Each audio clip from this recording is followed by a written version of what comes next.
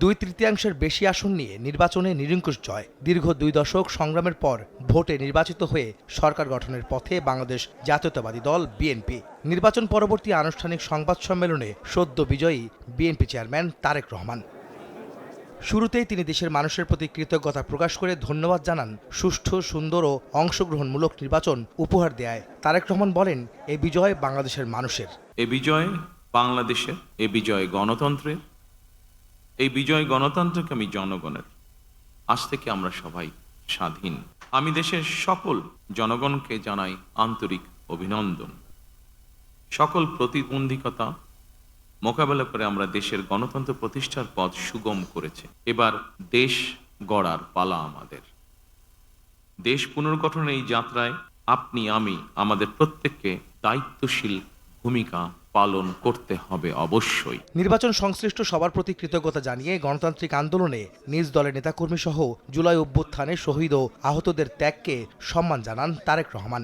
আপনাদের স্বতঃস্ফূর্ত অংশগ্রহণের 1.5 দশকেরও বেশি সময় পর দেশে পুনরায় জনগণের সরাসরি ভোটে জনগণের কাছে জবাবদিহিমূলক সংসদ এবং সরকার প্রতিষ্ঠিত হতে যাচ্ছে।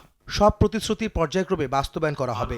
দেশ পরিচালনায় সব দল ও মতের মানুষের সহযোগিতা চান তারেক রহমান। বলেন, এবার জনগণের বিশ্বাস ও ভালোবাসার প্রতিদান দেওয়ার পালা। নির্বাচন অংশগ্রহণকারী প্রতিটি গণতান্ত্রিক রাজনৈতিক দলগুলোর প্রতি আহ্বান জানাই, দেশ গঠনে আপনাদের চিন্তা ভাবনা আমাদের কাছে অত্যন্ত গুরুত্বপূর্ণ। আমাদের পথ এবং মত ভিন্ন থাকতে পারে, কিন্তু দেশের সাথে আমরা সবাই এক। আমি বিশ্বাস করি জাতীয় ঐক্য আমাদের শক্তি, বিভাজন আমাদের দুর্বলতা। নোট অব ডিসেন্ট সহ সই করা জুলাই সনদ বাস্তবায়নে তার দল প্রতিশ্রুতিবদ্ধ বলে জানান তারেক রহমান। কয়েকটি বিষয়ে নোট অব ডিসেন্ট দিয়ে বিএনপি জুলাই সনদেও স্বাক্ষর করেছে। আমরা জনগণের কাছে প্রতিশ্রুতিবদ্ধ, প্রত্যাশিত প্রতিটি অঙ্গীকার পর্যায়ক্রমিকভাবে বাস্তবায়ন করব ইনশাআল্লাহ। বিএনপি চেয়ারম্যান বলেন, কোনো অন্যায় বা বেআইনি কাজ বরদাস্ত করা হবে না। বিরোধ যেন প্রতিহিংসায় রূপ না নেয়, সেজন্য সবার প্রতি আহ্বান জানান তিনি। জানান, সবার জন্য আইন হবে সমান। আমার বক্তব্য স্পষ্ট, যে কোনো মূল্যে অবশ্যই শান্তি এবং শৃঙ্খলা বজায় রাখতে হবে। কোনো রকমের অন্যায় কিংবা বেআইনি কর্মকাণ্ড আমরা বরদাস্ত করব না।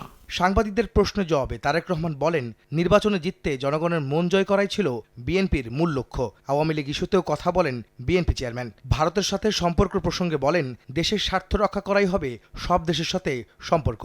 200-র বেশি আসন পাওয়ার জন্য আপনাকে কোনো ইঞ্জিনিয়ারিং করতে হইল কিনা?